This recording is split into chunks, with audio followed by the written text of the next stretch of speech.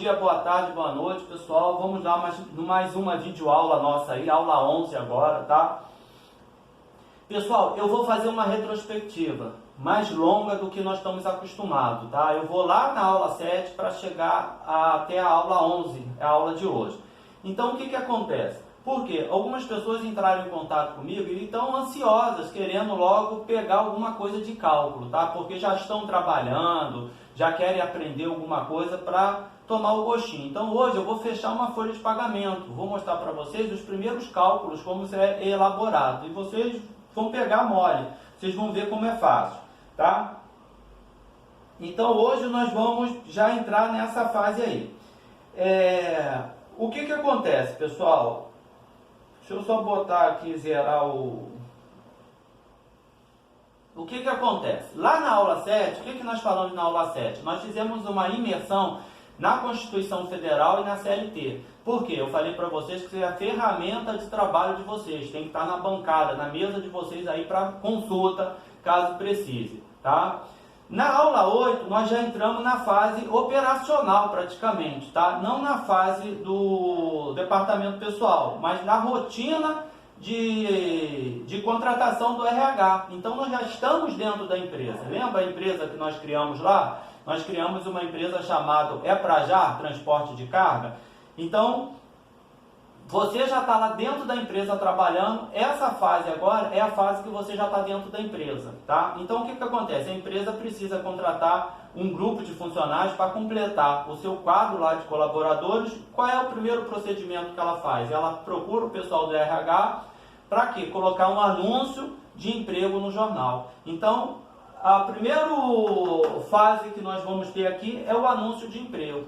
Então, vocês vejam só. E eu até comentei lá para vocês que a relação de emprego, a relação trabalhista, ela começa aqui, ó, ela começa nessa fase, na propositura da vaga de emprego, seja lá onde for, num poste na rua, num jornal de grande circulação, na internet. Se tiver lá o anúncio de emprego e o nome da empresa, pronto, já está vinculado, tá? E nós vimos lá que a fase do departamento pessoal, do recursos humanos, dessa fase de contratação, em algumas empresas, são várias etapas que percorrem, né?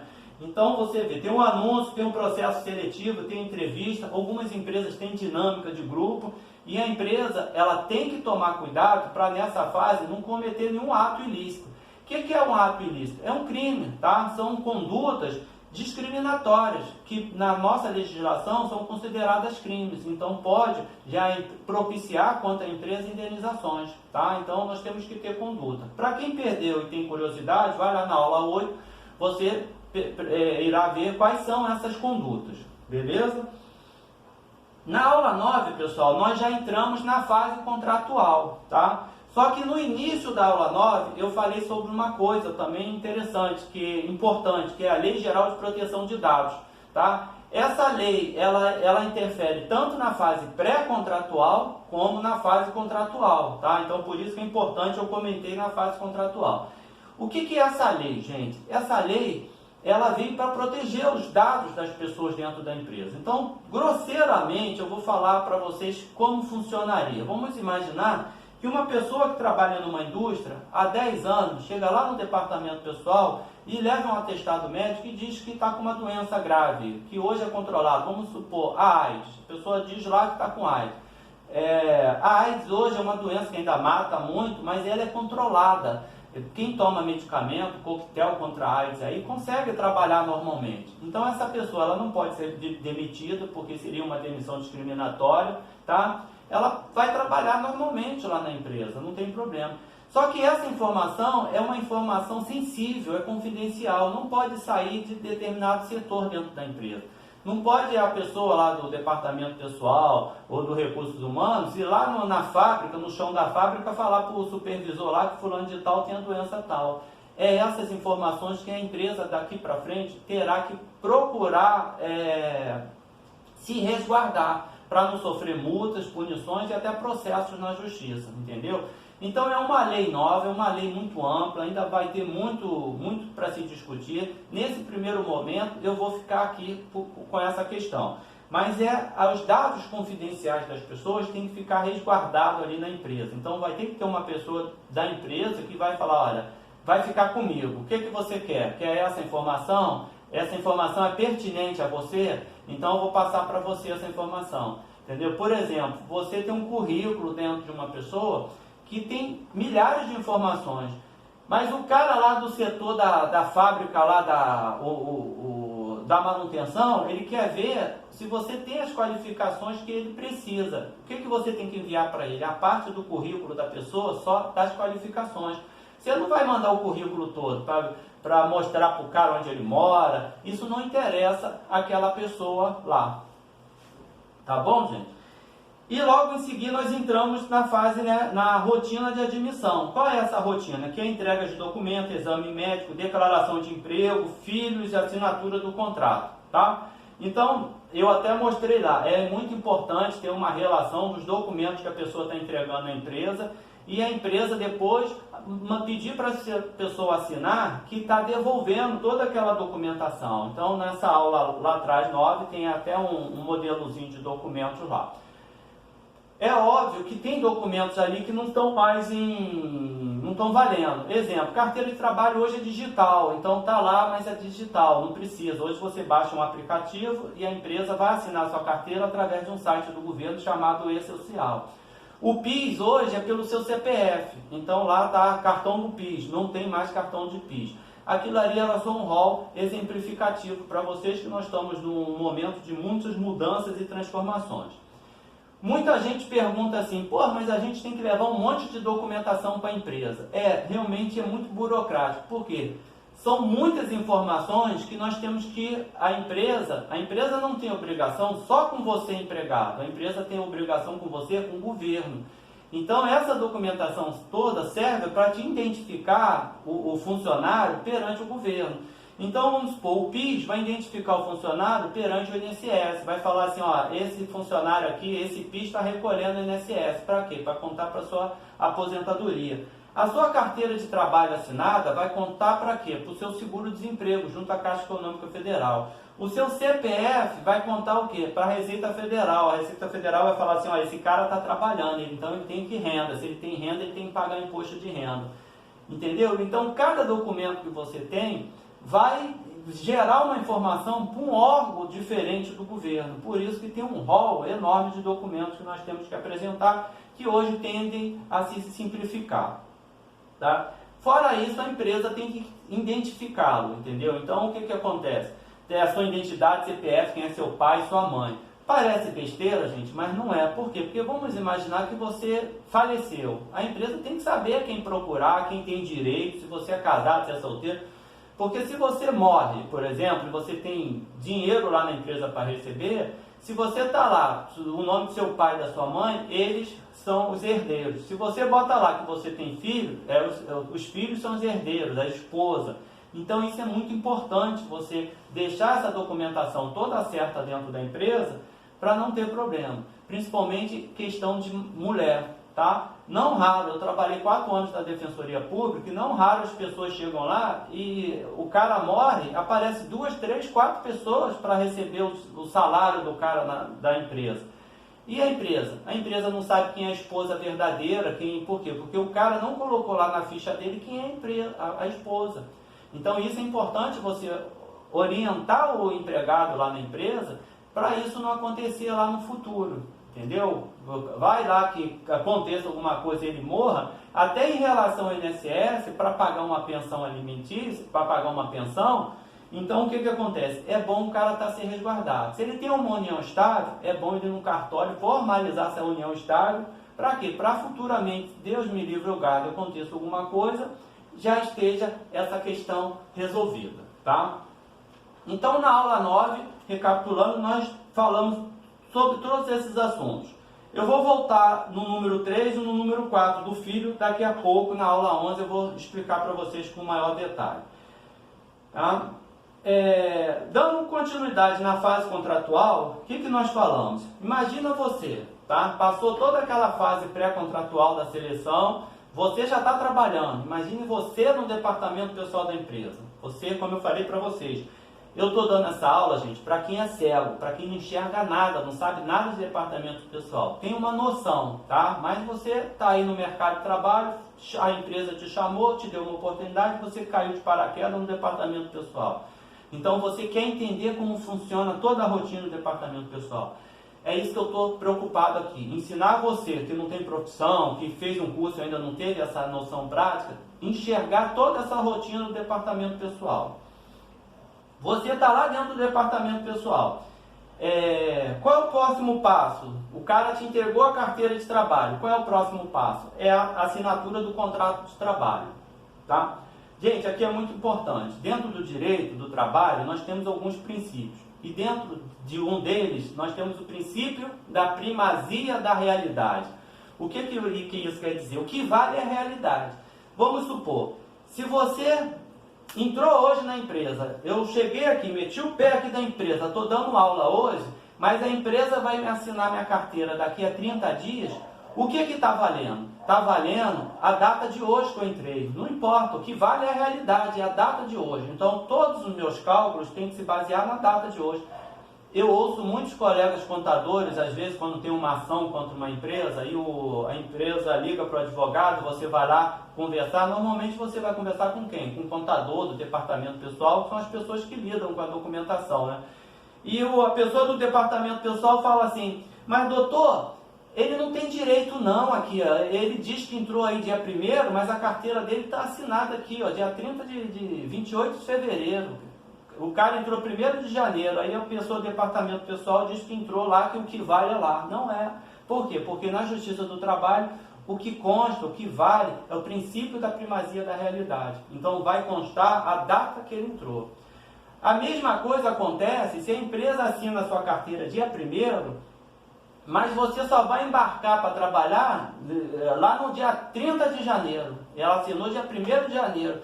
Problema da empresa, o que vale foi o dia que assinou a sua carteira de trabalho. Se você ficou um mês sem fazer nada, esperando o navio chegar lá, aí é problema da empresa, entendeu? Então o que acontece? O que vale é o princípio da primazia da realidade. Então a assinatura do contrato de trabalho, o que consta, o que vale é o dia que você pisou dentro da empresa para trabalhar, tá? Mas antigamente, o que acontecia? Tinha um livro de registro. Você chegava lá, o contador preenchia aquele livro todo, a sua carteira de trabalho, ia lá no seu local de trabalho e fazia você assinar aquilo tudo. Estava escrito lá na lei que a empresa tinha 48 horas para fazer isso, tá? Hoje são 5 dias úteis, tá? 5 dias úteis, não conta domingo nem feriado. Sábado é dia útil, tá, gente? Então, isso é a assinatura do contrato de trabalho. Então, se você está lá trabalhando no departamento pessoal da nossa empresa fictícia, lá, passou toda aquela, contratou aquelas pessoas, passou toda aquela fase da processo seletivo, aí você pediu toda a documentação, chegou toda a documentação na sua mão, chegou o exame médico, está tudo certinho, qual é o próximo passo? É você fazer a assinatura, fazer a formalização, você legalizar. Hoje a legalização é feita com o quê? Com registro lá no sistema chamado e-social do governo, tá? Então tem que ir lá no e-social e fazer o registro lá, aí formalizou. E você vai ver isso aonde? No seu smartphone, lá no seu celular, através da sua carteira digital. Mas vamos para outra informação. Como eu falei para você, você está lá no departamento pessoal, você é ceguinho, o cara chegou aqueles 5, 6 funcionários lá para assinar a sua carteira. Você tem a carteira de trabalho na mão, ou está jogando lá no sistema, aí você fala assim, pô, e agora? Qual é o salário dessas pessoas? Não sei. Qual é o salário? Não sei, você não sabe nem por onde começar, você não sabe de nada. Qual é o salário? Então eu já dei a dica para vocês. Qual é a dica que eu dei para vocês? Olhar a Constituição Federal, tá? É a cola que eu digo para vocês. Eu não disse para vocês que tem que estar na bancada de vocês a Constituição Federal? Então, lá na Constituição Federal, você vai olhar lá no artigo 7º e vai estar dizendo lá, artigo 7º, inciso 5º, que o salário, nenhum trabalhador poderia ganhar menos do que um salário mínimo. Aí você já vai falar assim, opa, então já sei que no mínimo eu vou ter que pagar aqui essas pessoas R$ 1.100, tá? Mas logo abaixo, no inciso 6, está dizendo que as pessoas poderão receber, ganhar remuneração de acordo com a complexidade do trabalho. Aí você, pô, o que é isso? Quer dizer que ele pode ganhar mais? Pode, de acordo com a complexidade do trabalho, tá? Então, como que isso acontece, gente? Como é que eu vou dar um exemplo para vocês internalizarem isso. Até há pouco tempo, nós não tínhamos profissão de técnico de informática. Por quê? Não tinha computador, não tinha internet, não tinha várias profissões por aí, né? Então, foi surgindo essas profissões. E quem trabalhava nessas profissões? Pessoas que eram autodidata, que liam livro, que faziam cursinhos básicos por aí, não tinham cursos, não tinham faculdade, não tinham técnico em informática. Então as pessoas eram autodidatas, iam aprendendo, liam livros. Antigamente as bancas de jornais eram 300 milhões de revistas dentro dessa área. Então quem tinha dom para isso, o cara ia aprendendo. Ele chegava numa empresa para trabalhar, a empresa não tinha um piso para a categoria dele, porque não tinha um sindicato organizado. Então uma empresa pagava 1.000, outra 5.000, outra 2.000. Antigamente nos jornais tinha até uma coisa interessante, vinha assim, as profissões, o menor salário que as empresas pagavam, o salário médio, o maior salário. Então vinha no classificado de emprego dessa forma. Por quê? Porque não tinha muita regulamentação. Então o que os caras fizeram? Os caras que trabalhavam na área de informática, opa, peraí, vamos se reunir aí, vamos criar um sindicato. E eles criaram um sindicato. Nesse sindicato, eles começaram a precificar o seu serviço, o seu valor. Então, quanto ganha um técnico informático? O técnico ganha 2.000. E quanto vai ganhar o cara que fez análise de sistema? Esse aqui vai ganhar 4, fez faculdade, tem um aprofundamento maior do que o técnico, entendeu? Foi mais fundo, foi mais longe do que o técnico. Então, criou uma coisa que é chamado piso salarial da categoria. Então, várias categorias têm um piso salarial. Então, o que você tem que olhar? Você tem que olhar lá na convenção coletiva do trabalho. Você tem que ir lá na categoria que você está trabalhando. Vamos supor, o nosso caso aqui é transporte de carga. Você vai procurar o sindicato das empresas transportadoras de carga e vai ver o piso da categoria. Então, eu falei lá na aula 10 que tem um sindicato do patronal, tá? Que representa as empresas transportadoras de carga, e tem um sindicato dos empregados. Você tem que olhar o sindicato dos empregados. E lá você vai olhar o quanto pagar. Então nós vimos lá, né? Nós vimos lá nesse sindicato que a Emília, o salário dela é 1.250. O James, eu falei para vocês lá no sindicato que ele não é dessa categoria, ele é do sindicato de aceio e conservação, é 1.050. O Tim é motociclista, eu tive que olhar o salário dele lá no sindicato dos motociclistas, é 1.100. A Júlia, a Ana e a Cristal estavam dentro da empresa, então nós fechamos aqui na aula 10, tá?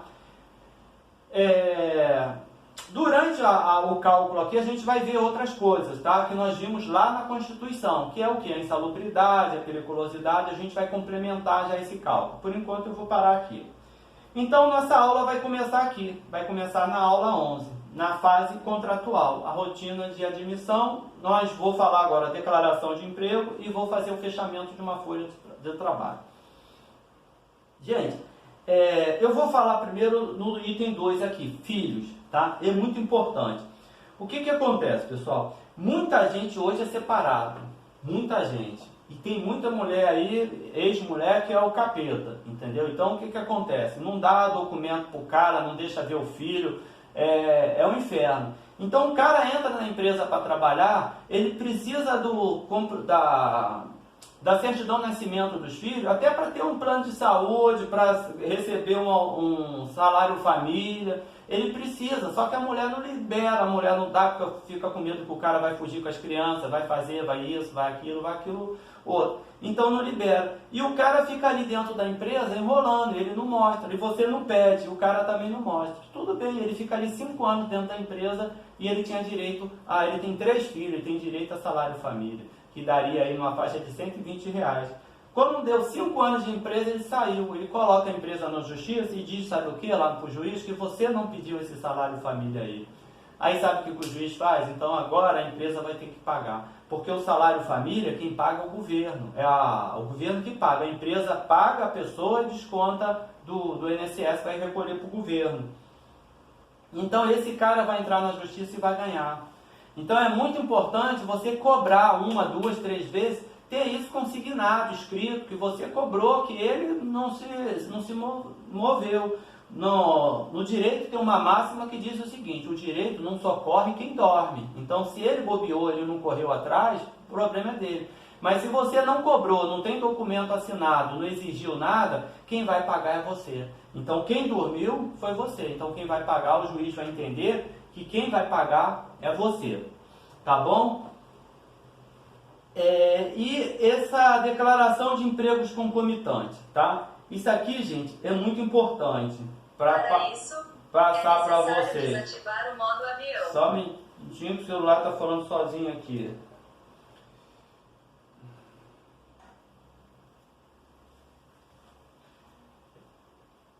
Acende a luz daí.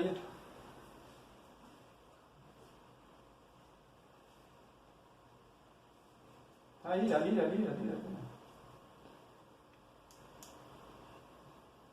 Tá bom. Gente, aqui é tudo no improviso, tá? Então tem essas coisas, não é nada profissional. Essa questão aqui, o que acontece, gente? Eu já fiz até aqui, eu acho que vocês vão enxergar melhor aqui na tabela que eu fiz. O que é a declaração de emprego concomitante? Tá? A empresa pode ter problemas com isso. Vamos supor, eu confesso que nunca peguei, e eu acho que hoje hoje está difícil o cara ter um emprego, imagine dois, entendeu? Então, eu nunca peguei isso. Mas hoje com o E-Social, eu acho que ficará mais difícil para acontecer isso, tá? Por quê? Porque imediatamente você vai identificar que o cara tem outro emprego. E imediatamente a Receita Federal ou o INSS vai identificar lá que você está recolhendo o INSS ao contrário. Então vamos imaginar que essa pessoa, ela tem um emprego. Ela vai lá, trabalha, ela arrumou um emprego. Quem tem muito isso? Esse pessoal que trabalha nessas empresas de telemarketing, né? Porque eles trabalham 6 horas. Às vezes o cara sai de uma empresa aqui, atravessa a rua, entra na outra, do outro lado, no prédio do outro lado, e vai trabalhar mais 6 horas. Então, trabalha 12 horas, mas em empresas diferentes. Então, vamos imaginar, ele trabalha numa empresa, ganha 1.045. Ele vai pagar de INSS 7,5%. Então, ele vai descontar de INSS 78,38. Só que ele saiu do trabalho, atravessou a rua e entrou no outro emprego. No outro emprego, ele ganha 1.045 também. Aí, ele pega 7,35, pagou aqui 38,78. Então, o total do desconto de INSS dele no mês deu R$ 156. Só que isso está errado, tá, gente? Para o INSS, ele tem que fazer pelo total. O que o INSS quer que você faça? Qual é o salário do primeiro emprego dele? 1.045. E o segundo emprego? Ele entrou agora aqui na empresa. Você vai fazer a folha de pagamento dele. Você tem que saber que ele já ganha 1.045. Então, a base de cálculo do INSS dele é aqui, ó, 2.090. E quando você vai olhar a base de cálculo dele, 2.090, o que aconteceu? Ele mudou de faixa por causa de 40 centavos. Aqui, ó, 2.090 até 2.089,60, ele mudou de faixa. Então, ele não paga mais 7,5%, ele paga 12% de INSS. Ele tem que recolher em cima de 12%. Então, a empresa, você vai lá fazer o cálculo em cima de 12%, dá 250,80. Só que ele já pagou aqui em cima 78, então você tem que pagar a diferença, 172,43. Viram a questão do... Por que dá essa diferença? Por quê? Porque na realidade ele está nessa faixa aqui, ó, ele está na faixa de 12. Se ele recolher em cima de 7,5, ele está recolhendo 5% a menor. Mas na hora de aposentar, ele vai falar, olha, eu recolhi sempre a minha vida toda em cima de 2 salários. Só que quem ganha 2 salários paga 12%, não paga 7,5%. Chega lá no INSS, o cara fala, olha, a sua aposentadoria está indeferida. Ele, mas como assim? Eu recolhi em 2 salários. Não, você pagou em cima de 2 salários, mas pagou errado. Aí pronto, aí gerou uma confusão danada.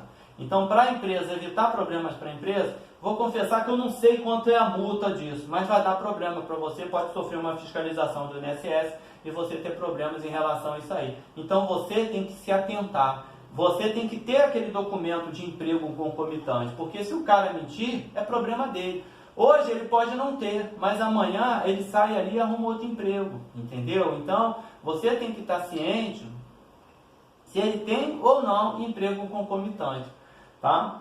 esse documento é muito importante estar com você e estar guardado aí na empresa, tá, gente? Então era isso que eu queria deixar para vocês. Então falei da pensão alimentícia, do emprego concomitante. Vamos lá fazer o fechamento de uma folha de pagamento para a gente fechar esse bloco aí. Bom, como eu falei para vocês, tudo dentro desse curso está atrelado à lei, tá? Está vinculado à lei. O patrão só paga salário por quê? Porque tem uma lei que diz que você tem que pagar o salário. Você foi lá, vendeu a sua força de trabalho para ele, igual eu estou aqui, dando aula. Vendi para ele para dar aula, ele vai ganhar dinheiro com a minha aula. Então o que acontece? Eu tenho que chegar aqui no final do mês ao pagamento do salário. Não pode, o período está lá no artigo 459 da CLT. Aqui, ó. Se eu fazer o marcador aqui, ó, o pagamento de salário, qualquer que seja a modalidade do trabalho, não deve ser estipulado por período superior a um mês. Então, o que acontece? Eu entrei para trabalhar, fiz um mês de empresa, a empresa tem que me pagar o salário. Então, se eu comecei dia 1º, no final do mês, estou fazendo um mês de empresa, a empresa tem que me pagar o salário. Foi o pactuado lá no nosso contrato. E aqui está dizendo, no parágrafo 1º, quando o pagamento não houver sido estipulado por mês, deverá ser efetuado o mais tardar até o 5º dia útil do mês subsequente. Então, isso tudo, gente, está em lei. É o que eu falo para vocês. Tudo está lá na Constituição Federal, está na CLT, tá? Então, tem essa obrigatoriedade, pagar o salário. Então, nós vimos lá, né? Nós vimos o salário da Emília. Nós vimos lá que tem uma coisa na CLT, na Constituição Federal, que diz que a pessoa vai ganhar uma remuneração a mais quando trabalhar em atividades insalubres. Aí você não sabia o que é insalubridade, foi lá na CLT procurar. A CLT diz para você que tem que procurar lá no Ministério do Trabalho e Emprego. Você foi lá procurar e você viu que o James ele tem direito à insalubridade, que é 20% do salário mínimo. Isso eu vou explicar mais profundamente mais na frente. Então, o James ele tem um salário base de R$ 1.050, mais a insalubridade R$ 209. Aí você foi lá também, olhar na Constituição Federal, você viu que o Tim ele tem um salário de 1.100, salário base, está lá na Convenção Coletiva. Mas você leu lá na CLT que ele tem direito a adicional de periculosidade, porque ele trabalha em cima de uma moto. Então ele tem esse direito, 30% do salário base. Então dá R$ 330. E assim você vai montando a sua folha, tá? Então você já tem esses valores aqui, que são as remunerações básicas das pessoas, tá? Aí você sabe que a Júlia e a Cristal, elas ganham comissão. Então o que você tem que fazer no final do mês? Você tem que apurar a comissão. Normalmente as empresas têm uma data que fecha a folha, de 25 a 25. Então, para dar tempo de calcular e pagar no início do mês. Então vamos imaginar que até dia 25, a Júlia ganhou 1.500 de comissão. Ó, a Júlia ganhou 1.500 e a Cristal 2.500. De comissão, tá? Então estamos fechando a folha, tá vendo que a folha está aumentando? Aí quer dizer, a remuneração agora já foi para cá. Só que você tem que lembrar, eu vou explicar também mais profundamente. Isso é uma coisa que muita gente erra, principalmente advogado, que toda vez que paga comissão ou faz hora extra, você tem uma coisa chamada DSR, que é o descanso semanal remunerado ou repouso semanal remunerado. Então nós temos que calcular. Aqui já entra um cálculo. E como que eu faço isso, professor? Deixa eu voltar aqui achei. Aqui. Nessa ficha de folha de pagamento que está em cima da sua mesa, nós estamos calculando o mês de dezembro de 2019, que isso é um curso antigo que eu tinha, estou fazendo a adaptação, tá, gente? Então lá em dezembro de 2019, aqui, ó, nós estamos calculando aqui, ó, dezembro de 2019. Se você for calcular o mês todo, você vai ver que temos 25 dias úteis, dias normais de trabalho, e tivemos 6 dias de domingos e feriados, por causa do Natal, que tivemos no Natal. Então, como que você calcula o DSR? Você pode pegar o seu calculador aí e você vai fazer o cálculo para ver se está certinho. você vai pegar o total aqui, ó, de comissão, tá? Que é R$ 1.500 da Júlia. Você vai pegar o total de comissão, vai dividir pelos dias úteis, aqui, ó. Você vai pegar o total de comissão e vai dividir aqui pelos dias úteis. Quantos dias úteis nós tivemos? 25, não é isso? E o resultado você multiplica por 6. Então isso vai ser o DSR da Júlia. A mesma coisa da Cristal. Você vai pegar o total de comissão da Cristal, para a gente achar o DSR, tá? Você pega o total da comissão dela, você vai dividir pelos dias úteis, que são 25, então você vê, aqui fica até mais fácil, ó. 2.500 dividido por 25 dá quanto? Dá R$100, né? Beleza, então já sabe que tem R$100. E quantos finais de semana tiveram? 6, então 100 vezes 6, 600. Então nós achamos o DSR da Cristal também, R$600. Tá vendo, gente? Então essa é a primeira informação que você, primeiro cálculo que você vai fazer. Você nem começou a fechar a folha ainda. Você está indo nos primeiros passos. Você viu o salário, você viu que o cara um tinha adicional de insalubridade, o outro tinha adicional de periculosidade, aí você viu que um tem comissão, aí você calculou a comissão, você viu se tem comissão, tem que calcular o que? O DSR, você achou o DSR e a remuneração está aumentando. Ó. Nós estamos aqui ó, na remuneração, ó. A remuneração está aumentando.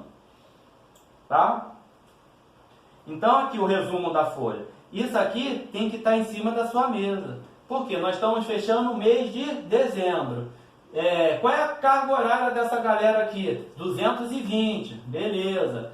Quantos dias úteis tem? 25. Gente, isso tudo o sistema faz, eu sei que faz, mas é importante você aprender manualmente, porque um dia se você ficar sem sistema, como ficamos aí essa semana sem WhatsApp, você tem que saber, pelo menos pegar um telefone e ligar para alguém, tá? E aí isso aqui é para calcular o DSR. Então o que nós fizemos? Nós olhamos aqui, ó, olhamos lá na convenção coletiva, vimos o salário de todo mundo, nós olhamos se tinha insalubridade, achamos insalubridade, nós olhamos a convenção, né?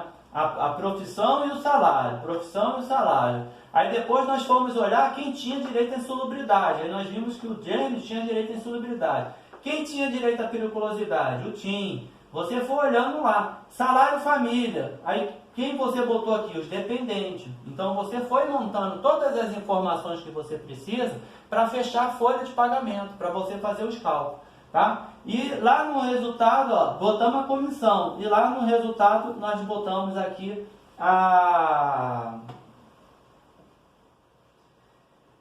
remuneração, o total, porque é daqui que nós vamos começar a calcular. Calcular o que? Hora extra, calcular falta, tá? Nós temos que fazer todo esse percurso primeiro para depois começar a fazer. Essa pasta aqui é a mesma coisa, tá, gente? Olha, olhamos lá no sindicato o salário, vimos insalubridade, vimos a periculosidade, vimos o total de comissão, só não está aqui o DSR, tá? Foi um resumozinho que eu coloquei. Agora nós vamos começar o quê? A apurar folha de pagamento. Vamos começar a apurar a folha. Você está com todo esse ferramental em cima da sua mesa para você começar a apurar a folha. Então vamos lá. Primeira coisa que temos que fazer, apuração das faltas. Nós temos que ir lá olhar quem faltou. Então no nosso exemplo aqui, eu estou botando só uma falta só, porque como eu falei para vocês, esse aqui é um resumo, tá? É só para a gente começar a brincadeira, esquentar os motores em relação ao cálculo. Vamos botar que a Ana faltou um dia. Aí vamos calcular a falta da Ana. Aqui, ó. A Ana faltou. Você vai lá e bota. Qual é o salário da Ana? R$ 2.500. A Ana tem algum adicional? Tá? Tem alguma coisa a mais no salário dela? Ela tem insalubridade? Não, não tem. Ela tem periculosidade? Não tem. Ela ganha comissão? Não, não ganha. Então o salário da Ana é puro, é R$ 2.500. Então a remuneração da Ana é R$ 2.500. Viu? Salário é uma coisa, remuneração é outra, tá? Então nós vamos partir daqui. Qual é a carga horária da Ana que nós falamos? A carga horária da Ana é 220 horas semanais, mensais trabalhadas. Então você vai pegar o salário e vai dividir por 220.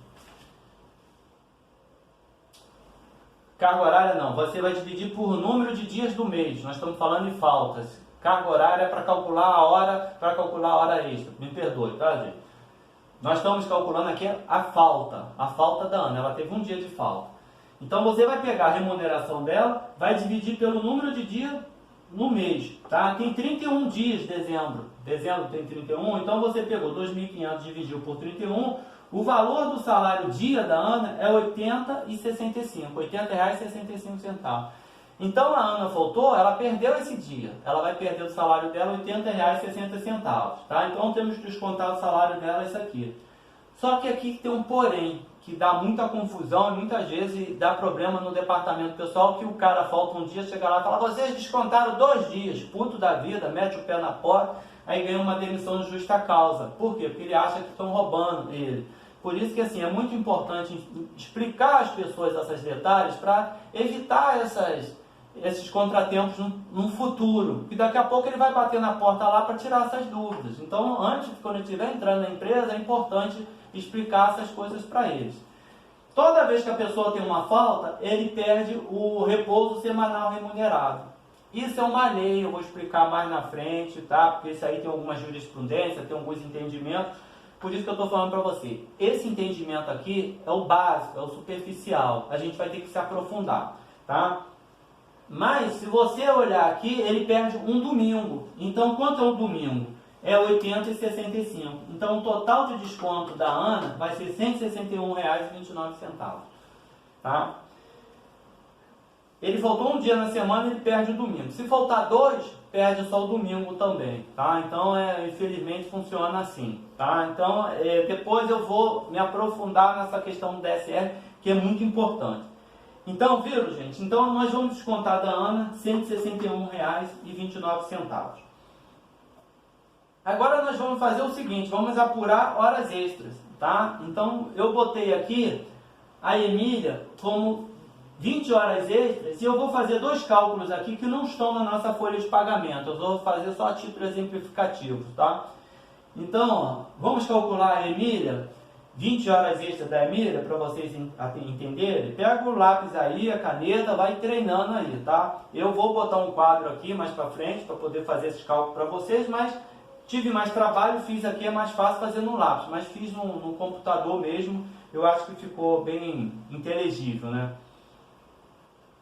Qual é o salário da Emília, tá? Então nós botamos aqui, ó, o salário da Emília é R$ 1.250, não é isso? Esse é o salário da Emília. A Emília tem algum adicional no salário dela? Salário base da Emília, 1.250. Ela tem algum adicional? Não, ela não tem nenhum adicional. Então qual é a remuneração da Emília? É 1.250. Quais são os adicionais? Hora extra, a gente vai calcular aqui agora, mas ela não tem insalubridade, periculosidade, ela não tem nada disso, tá? Então a remuneração dela nesse momento é 1.250. Aí como que nós vamos calcular a hora extra dela? Nós vamos dividir pela jornada de trabalho. Qual é a jornada de trabalho dela? 220. Então, pegando 1.250 dividido por 220, nós vamos achar o valor hora dela de trabalho, R$ 5,68. Então, gente, cada hora que ela trabalha, ela ganha R$ 5,68. Vamos imaginar que é uma régua dessa. Trabalhou até aqui, R$ 5,68. Trabalhou até aqui, R$ 5,68. Cada hora dela. Só que ela tem que trabalhar até as 17 horas. Pronto, trabalhou até as 17. Aí dali ela tem que ir embora para casa. Mas o patrão precisa que ela feche lá a loja, o escritório, o curso, até as 18 horas. Então todo dia ela faz uma hora extra. Essa hora que ela fica a mais até as 18 horas, a Constituição diz que ela tem que ser remunerada no mínimo com 50% do valor da hora normal.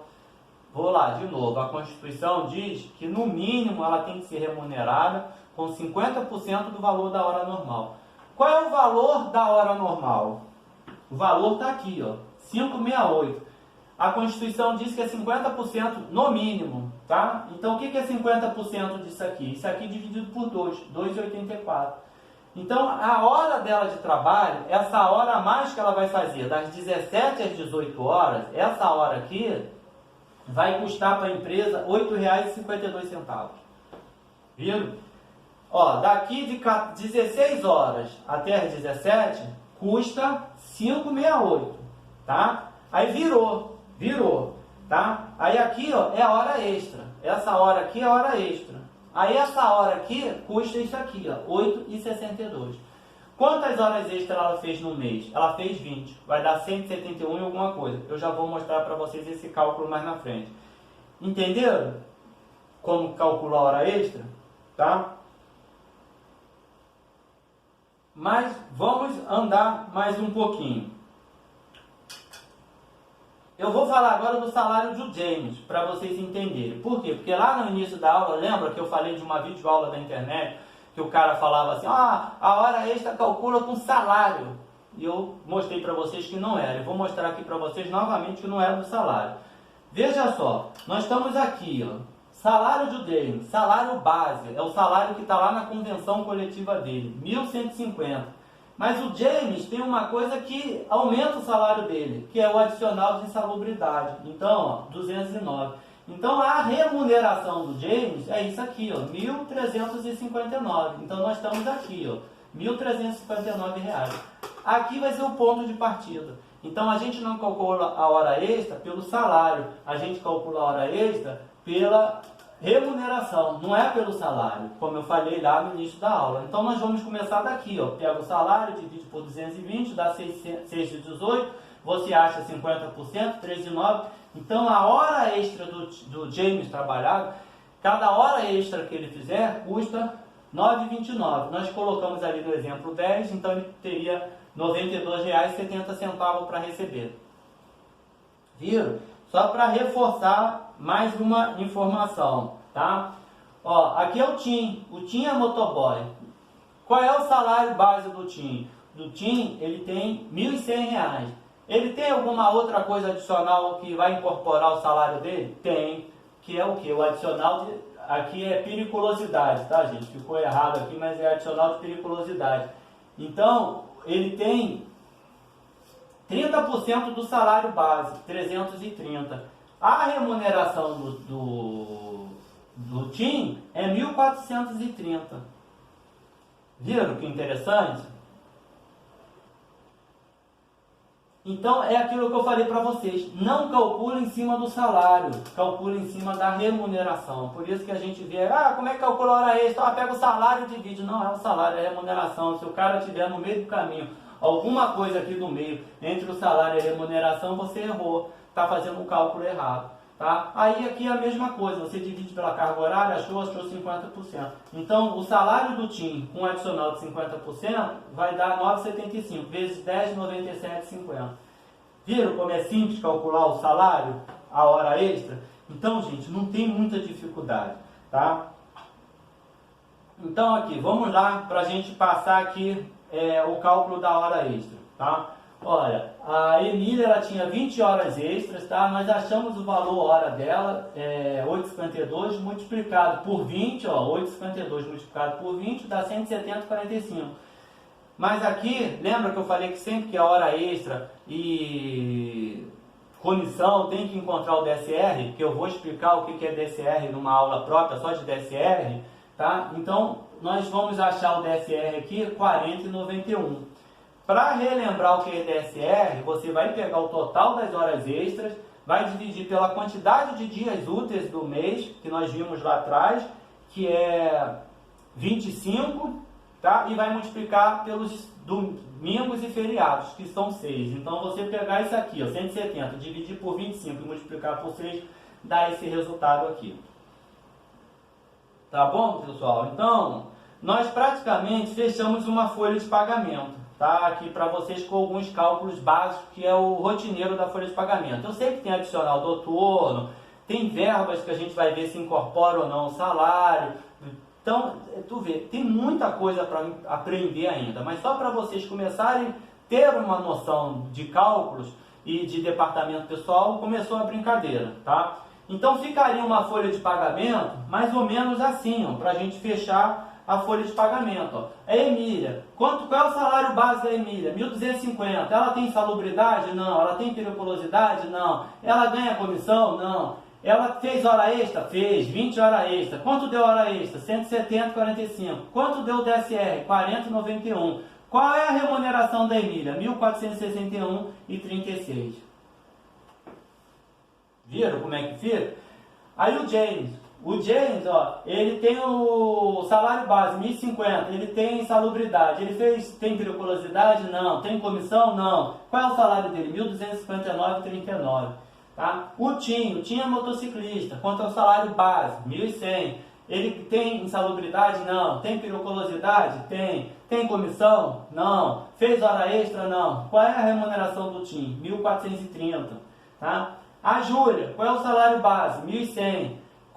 Ele tem insalubridade? Não. Tem periculosidade? A Júlia? Não. Ganhou comissão? Ganhou. R$ 1.500. Eu apurei o DSR em cima da comissão? Apurei. 360. Então, qual é a remuneração da Júlia? Tá aqui. Aí a Ana, 2.500. Ela tem insalubridade? Não. Ela tem periculosidade? Não. Tem comissão? Não. Tem DSR? Não. Ela teve falta. Então, o salário dela de 2.500 diminuiu. E a Cristal? Cristal também não tem salubridade, nem periculosidade, tem horas extras, tem hora adicional, 5.600. Então, isso aqui é um esboço, é um fechamento de uma folha. É óbvio que eu vou mostrar para vocês na próxima aula, por exemplo, o Tim, quando ele estava aqui com 1.100, ele tinha direito a salário família. Mas quando ele ganhou esse adicional aqui, a remuneração dele foi para 1.430, por causa de R$2 ele perdeu o direito ao salário família. Viram? Então é muito interessante, aí eu botei esse valor aí aleatoriamente, depois eu escrevi, porque o salário família é para quem ganha menos do que 1.428 alguma coisa. Então, por causa de menos de R$2, ele perdeu o salário família. Menos de R$2, tá? Então, gente, eu vou parar por aqui. Na próxima aula, a gente vai dar continuidade para fechar essa folha de pagamento, porque a gente chegou aqui na remuneração básica. E o que a gente vai fazer agora? Vamos calcular o INSS, vamos calcular o imposto de renda, acrescentar o salário família e parte tudo daqui. Até aqui a gente só está apurando a remuneração da pessoa. A gente pegou o salário base, viu quem ganha insalubridade, periculosidade, nós vimos quem faltou, quem fez hora extra, nós fizemos um resumão. Aí chegamos nessa conclusão aqui. Daqui a gente vai dar continuidade, calcular o INSS, calcular o imposto de renda e botar o salário família e fechar o caixão aí e pronto. E a gente aprendeu. Então, aula 12, eu acho que a gente vai terminar isso aí, para não ficar muito extenso, tá? Eu gravo para essa semana aí e a gente dá continuidade. Fique com Deus aí. Um abraço, gente.